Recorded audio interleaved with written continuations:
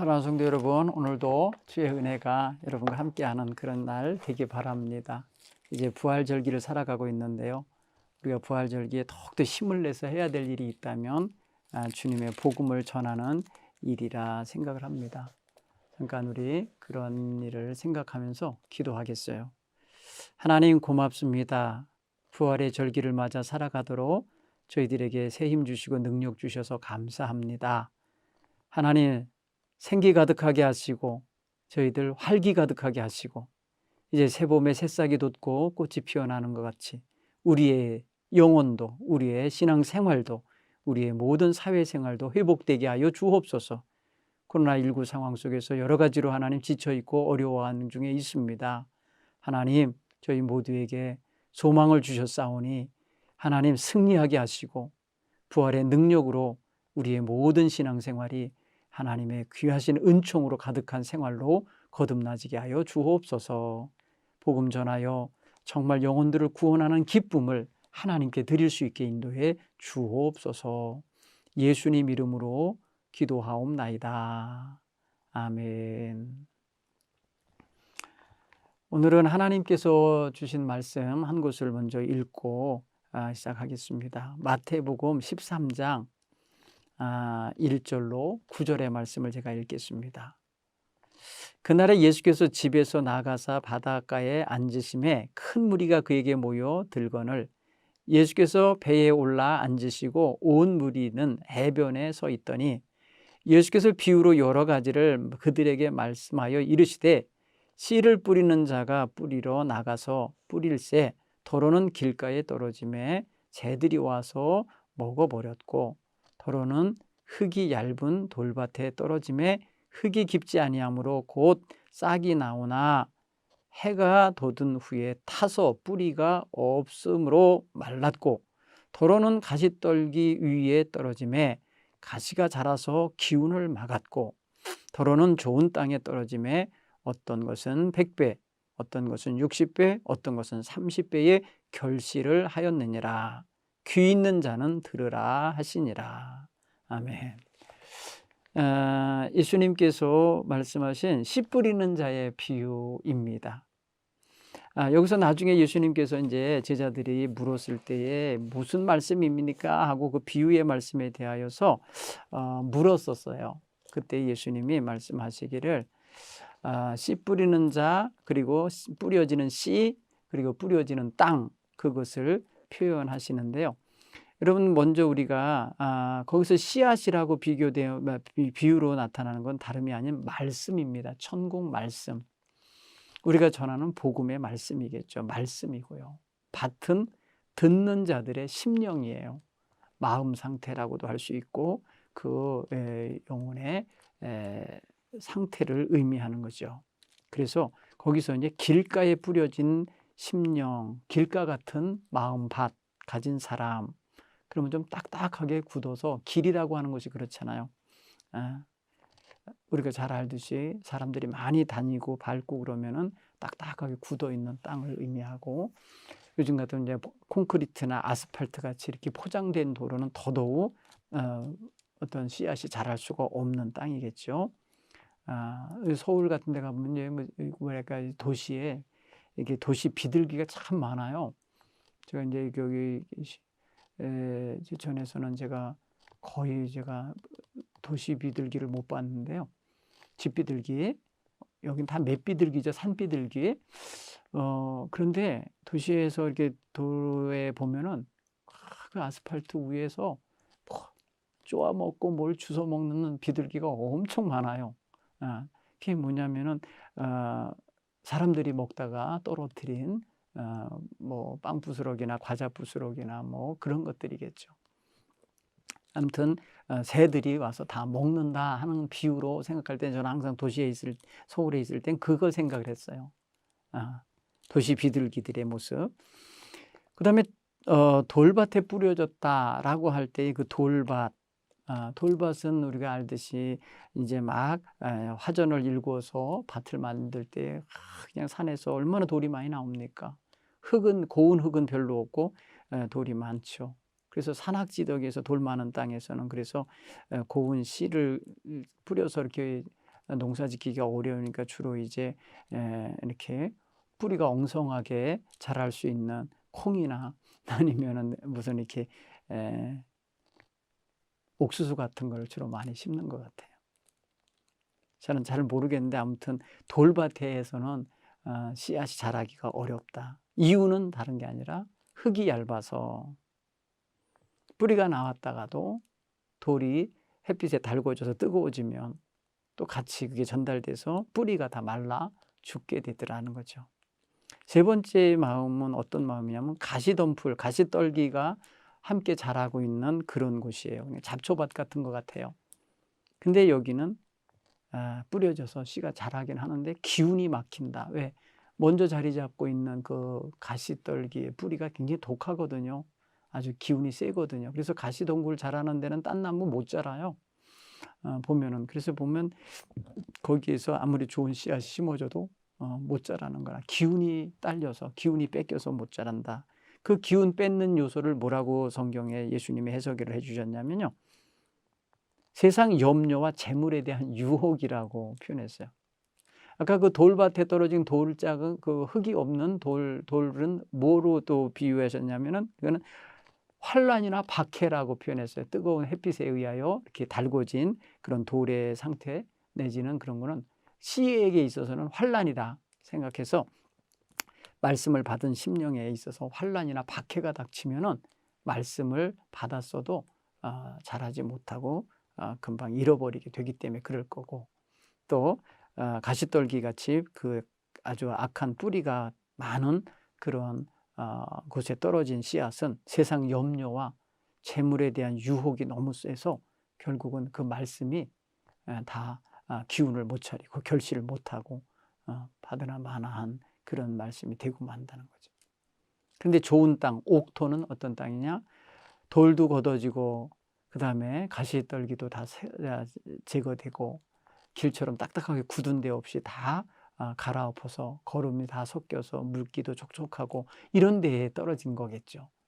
그런 심령이 있는데 결실을 맺는다. 100배, 60배, 30배 결실을 맺는다. 이랬습니다. 여러분 보면 우리가 복음 전도하러 나가면 또 평소에 관계 전도할 때에 친구나 친척이나 또 가족들이나 이렇게 대화 보면 말랑말랑한 마음이 있는가 하면은 완고한 마음도 있잖아요.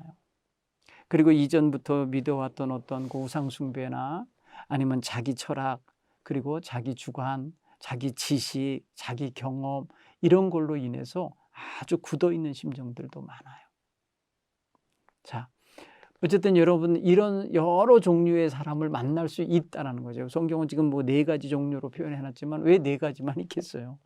다양하게 그지없겠죠. 여러분 그런 상황에 우리의 관계 전도는요. 그런 면에서 보면은 참 여러 가지 도전거리가 있는 거예요. 그냥 나의 준비만 나의 열정만 가지고는 안 되는 게 주어지는 거죠. 그죠? 농부가 열정을 가지고 나가서 씨를 막 뿌리는 거 해요. 그런데 거둘 수 없는 데다 뿌리면 되겠나요? 최소한 농부들은 자기가 뿌려야 될 땅을 일궈놓고 뿌리죠. 그냥 풀밭에 뿌리고 다니고 돌밭에 뿌리고 다니진 않아요. 기본적으로 자기가 괭이질을 했든지 삽질을 했든지 쟁기질을 했든지 일궈놓은 땅에다가 씨를 뿌리게 돼 있는다고요. 그럼 그 일궈놓은 땅이라는 게 뭐겠습니까? 관계란 말이에요. 우리가 서로 관계를 맺으면서 그 사람의 마음을 부드럽게 해주고 평소에 그의 아픔을 나눠주고 평소에 눈물을 닦아주고 평소에 즐거움에 동참해주고 평소에 아이들 성장하는 과정에 그 아이들의 모든 애경사에 동참해주고 막 이런 관계가 기본적으로 있어야 되는 거죠. 그런데 거기에도 계속해서 위협은 요소는 잘하잖아요. 세상적인 욕망이 아직도 그대로 살아남아 있고 환란과 박해가 있는 가정도 있고 그다음에 딱딱하게 굳어있는 완고함도 있는 거기 때문에 우리가 생각한 게 쉽게 복음을 전했을 때에 씨앗이 싹이 트고 잎이나 자라나서 열매를 맺는 것은 아니라는 거죠. 그걸 기본적으로 알고 우리가 접근해야 될 것 같습니다. 그래서 우리가 복음 전도할 때 여러 가지 이제 행하여 갈 때에 우리가 어려움에 처하는 것을 보게 됩니다. 관계 전도 이미 관계망이 있는데도 그래요. 근데 어떤 어려움이 있을까, 장애가. 먼저 그 장애적인 요소들을 먼저 좀 찾아봐야 돼요. 물론 우리 개인, 복음 전하러 나가는 우리에게 장애가 있을 수 있어요. 먼저. 그건 뭐냐면 내가 하고는 싶은데 시간이 없어. 하고는 싶은데 몸이 아파. 하고는 싶은데 뭐 이런 여러 가지 이유로 되는 장애가 있을 수 있잖아요. 그게 무엇인지 여러분 파악을 좀 해보셔야 돼요. 그렇죠? 우리 마음에 그런 면에 있어서 이게 극복할 수 있는 문제인지 장애인지 아니면 극복 불가능한 건지면 방향을 바꿔야 되죠. 그런 장애가 있을 때 우리는 해결의 방법을 찾아내야 되겠죠. 근데 몸이 아픈 사람이 어떻게 나가서 복음을 전하겠어요? 그런 면에 있어서는 기도하고 다른 방법으로 행해야 되겠죠. 그리고 자기를 찾아오는 사람, 자기를 병문하러 오는 사람에게 복음을 전하고 병실에서, 병원 내에서 친한 인간관계는 아니지만 우리 아픈 분들 병원에 가보면 금방 친해지더라고요. 동병상련이 있어서 그런지 금방 그냥 언니 동생 하면서 금방 그러고요. 가까워지더라고요. 그런 데서도 할 수도 있는 거죠. 그럼 평소에 친밀한 관계가 아닌데 그 자리에서 만들어지는 상황이죠. 근데 여러분 제일 커다란 장애물은 뭐냐면 전도에 대한 두려움이 있어요. 이게 지금 영적인 문제라서 그러는 것 같습니다. 아니 평소에 친한 친구인데도 복음을 말하기가 두려워.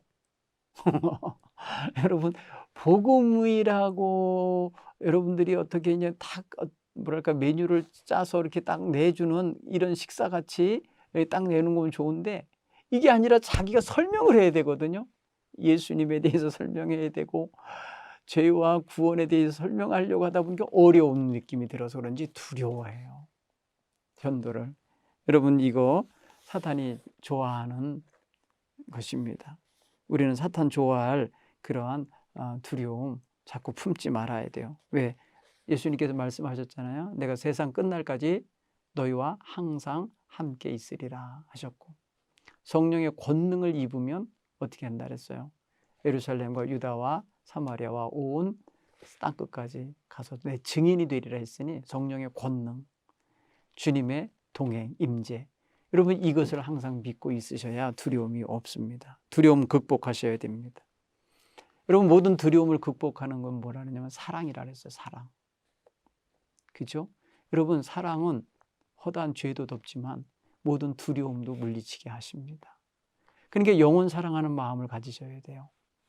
내가 두려움이 있다. 저 사람에게 가서 말하기를 두려워하는 마음이 자꾸 생긴다. 아니에요. 기도하십시오. 그 영혼을 불쌍히 여기게 해달라고 기도하고 그 영혼을 사랑하게 해달라고 기도하다 보면요. 두려움 사라질 것입니다. 성령님께서 함께 하셔서 그런 것이 있어요. 그 다음에 전도할 때 여러분 장애가 되는 요소가 뭐냐면 나의 판단이에요. 나의 급한 판단, 너무 조급한 판단, 그리고 이러니 저러니 하는 사람에 대한 평가, 호불호를 빨리 나누는 평가, 이런 것들이 여러분 다스려져야 됩니다. 주님 안에서 우리가 평가를 자꾸 하면요 접근하지 않습니다. 사도 바울이 고린도서 9장에서 여러 가지 표현으로 전도하러 달아갈 때에 자기의 자세를 거기 표현했는데 제가 한번 읽어드려 볼게요. 고린도전서 9장에 보면은 그는 정말 이전에는 전혀 생각 못했던 그런 자세를 가지고 자기가 살고 있음을 말해주고 있는데요. 그도 나름대로 전도하는데 왜 장애가 없었겠어요? 어려움이 많았겠죠. 그렇지만은 자기는 복음을 전할지라도 자랑하는 태도를 하지 않았고 어떻게 하냐면 부득불 내가 하지 않으면 안 될 일, 곧 사명감으로 했어요. 그렇기 때문에 자의로 행하지 아니하고 주님 주신 사명감으로 그 일을 감당했어요. 그래서 사명감을 가지고 그 영혼을 구원하려고 하다 보니까 함부로 사람들을 평가하거나 선을 긋거나 어떤 격을 두지 않았다는 걸 알 수 있어요. 자, 이렇게 표현했어요. 19절에 제가 읽어볼게요. 9장 19절, 고린도전서 9장 19절. 내가 모든 사람에게 자유로우나 스스로 모든 사람에게 종이 된 것은 더 많은 사람을 얻고자 함이라. 유대인에게는 내가 유대인같이 될 것은 유대인을 얻고자 하며 율법 아래에 있는 자에게는 내가 율법 아래에 있지 아니하나 율법 아래에 있는 자같이 된 것은 율법 아래에 있는 자들을 얻고자 하며 또 율법 없는 자들에게는 내가 하나님께는 율법 없는 자가 아니요 도리어 그리스도 율법 아래에 있는 자이나 율법 없는 자와 같이 된 것은 율법 없는 자들을 얻고자 하며 약한 자들에게는 내가 약한 자와 같이 된 것은 약한 자를 얻고자 하며 내가 여러 사람에게 여러 모습이 된 것은 아무쪼록 몇 사람이라도 구원하고자 함이니. 이랬어요. 여러분 이 문은 뭐예요? 사람마다 상대마다 조건이 다 다르잖아요. 그리고 여건이 다르잖아요. 그거에 눈높이를 맞추면서 갔다는 거죠. 자기 기준을 딱 세워놓고 여기까지 이르지 못했기 때문에 나는 못해, 이게 아니라 항상 자기는 그 상대의 눈높이에 상대의 조건에 맞추어서 그 맞추어진 조건하로 자기가 들어갔어요. 여러분 그냥 판단하고보다 그를 측은히 여기고 불쌍히 여기고 그 영혼을 사랑하는 마음이 있다 보면은 그분의 상황 속에 그분의 처지 속으로 들어갈 수 있는 그러한 힘도 주께서 주시리라 믿습니다. 여러분 우리가 그래서 우리가 잘못 생각하면은요 자기 입맛에 맞는 사람만 상대하려는 그런 태도를 가질 수 있어요. 그렇죠? 그다음에 여러분 복음 전도할 때 경계해야 될 태도 하나가 있다면 내가 한다는 태도를 버리셔야 돼요. 내가 전도한다. 아니에요. 전도는 성령님이 시작하시는 거예요. 성령님이 그 영혼을 내 안에 품게 하신 거고 성령님이 그 영혼을 내게 주된 관심을 갖게 만들고 계신 거고 촉구하고 계신 거예요. 그러니까 전도는 성령님이 먼저 시작하고 계신 거예요. 그럼 나는 거기에 순종하며 동참하는 거예요. 그리고 동역자로서 쓰임 받는 거예요. 그러니까 나 혼자 한다가 아니에요. 내가 한다가 아니에요. 성령님이 행하시는 일에 내가 동참하여 돕는 거고 내가 그 일에 순종하고 따르는 것으로 여기셔야 됩니다. 그리고 또 마지막으로 여러분 이 또 장애로 생각해야 될 게 있는 게 뭐냐면 빨리 열매를 얻어서 내가 열매를 거두려고 하는 거 아니에요. 여러분 사도 바울이 있잖아요. 뭐 나는 심었고 아볼로는 물을 주었으되 자라게 하시는 이는 하나님이시니라. 여러분 이것이 굉장히 중요한 자세예요. 그러니까 전도가 내가 사람을 복음 전해서 교회에 데리고 왔으니까 내 공로 아니에요. 이미 그 사람을 위해서 다른 주변 사람들이 많이 함께 기도했을 것이고 그에게 영향력을 끼쳤을 거예요. 그러니까 어쨌든 간에 주님께서 하시는 일이다 이렇게 여기는 자세가 있으셔야 돼요. 그래서 전도의 열매가 꼭 교회 옆에 내 옆에 와서 앉히는 것만이 아니라는 걸 아셔야 돼요. 그가 복음을 받을 수 있을 때까지 옆에서 돕는 것도 다 전도의 수고에 들어가는 겁니다. 그게 바로 심고 물 주는 거름 주는 관계 속에 다 들어있는 겁니다. 결국에 그 영혼을 구하시고 챙겨 세워내시는 분은 하나님이신 거예요. 사람이 아무리 노력을 하여도 하나님께 그렇게 쓰임 받고 있다라는 자세가 아니면 우리는 다 힘들어서 복음 전도하는데 동참 못한다고 할 수도 있을 거예요. 그러니까 내가 다 결론을 맺으려고 하지 않으면 좋겠다 생각하면 좋겠습니다. 그리고 여러분 아까 성경 말씀을 읽었듯이 이제 상대 이해를 좀 존중하면서 하셔야 여러분 복음 전도하는데 힘이 덜 들 겁니다. 왜냐하면 상대마다 내가 다가가고 내가 함께 만나는 과정 속에서 친밀도도 서로 다르겠죠. 친밀도가 어떤 사람은 더 가깝고 조금은 덜 가깝고 더 멀고 뭐 이런 게 있듯이 내가 전하는 주님의 복음을 받아들임 수용성도 다르다라는 걸 알아야 돼요. 어떤 사람은 마음을 열고 응답하는 자세로 받아들이는 사람도 있어요. 딱 수용적으로 그래 내가 언제부터 생각했었어. 언제부터 내가 너랑 같이 교회 가고 싶은 마음이 있었어 하면서 바로 이렇게 수용적인 마음을 가질 수도 있죠. 그런가 하면은 여러분 조금만 좀 시간을 줘봐. 조금 더 내가 지켜볼게. 조금 더 생각해볼게. 뭐 이렇게 하는 사람도 있고 어느 사람은 아예 그런 소리 하지 말라고 난 지금 내가 지금까지 살아온 대로 살 거야. 이렇게 하는 사람도 있고 아예 그냥 벽을 쌓는 사람 이제 그런 말 하려면 나 다시 만나지 말자고 하는 사람도 있을 수 있어요. 받아들이는 정도가 다 다르니까 여러분 여기에 맞게 여러분들이 처신할 수 있고 그 관계를 끊이지 말고 유지할 수 있는 이런 자세를 갖게 되기를 바랍니다. 무엇보다도 우리는 주님이 주신 사랑을 전해주고 싶어하는 마음이잖아요.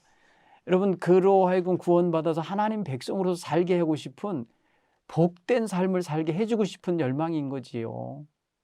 그건데 상대방은 거기까지 생각 못하거든요. 알지 못하거든요. 그렇기 때문에 상대방이 그 여러분의 그 본심, 그 열정 다 몰라준다 하여도 낙심하지 마세요. 실망하지 마세요. 상처받지 마세요.